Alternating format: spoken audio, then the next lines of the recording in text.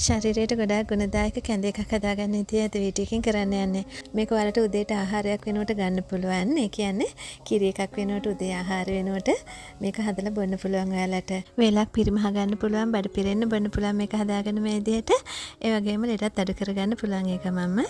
ඇඟේ සීනි, තෙල් වැඩි අයට, ඒ වගේම ગેස්ට්‍රයිටිස් තියෙන අයට, මලබද්ධය තියෙන අයට, ආහාර ජීර්ණ පද්ධතියේ විවිධ රෝගාබාධ තියෙන අයට ඉතාමත්ම ගුණදායක කැඳ එකක්.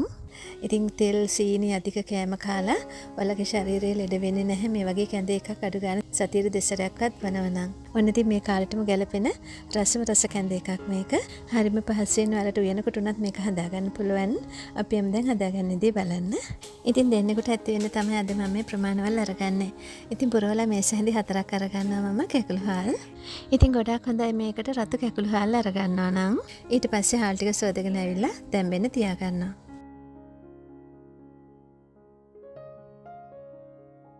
දැන් ඔන්න බත් ටික ගානට හැදිලා තියෙන බෙරි වෙන සයිස් එකට.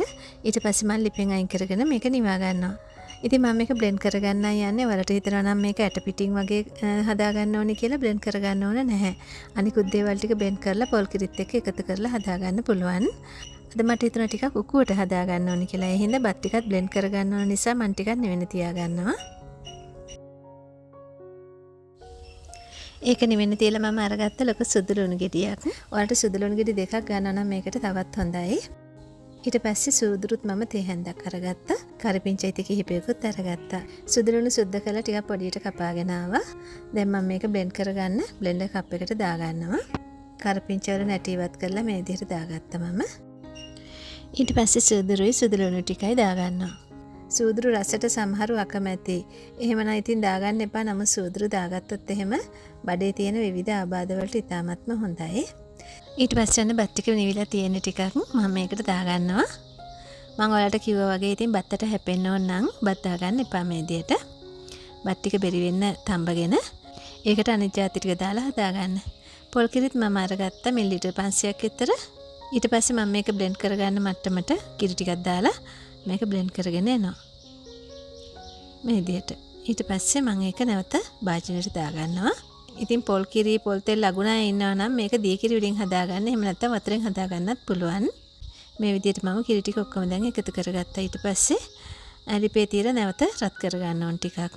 මම දැන් මේකට ලුණු එකතු කරගන්නවා. ඉතින් මේක ටිකක් උතුරනකොට උකු ගතිය වැඩි නම් වතුර ටිකක් එකතු කරගන්න. එහෙම නැත්නම් කිරි ටිකක් හරි.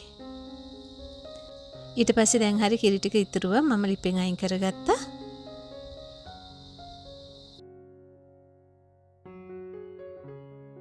ඉතින් මේක හදලා බලන්න ශරීරයට ඉතාමත්ම ගුණදායක කැඳ එකක්.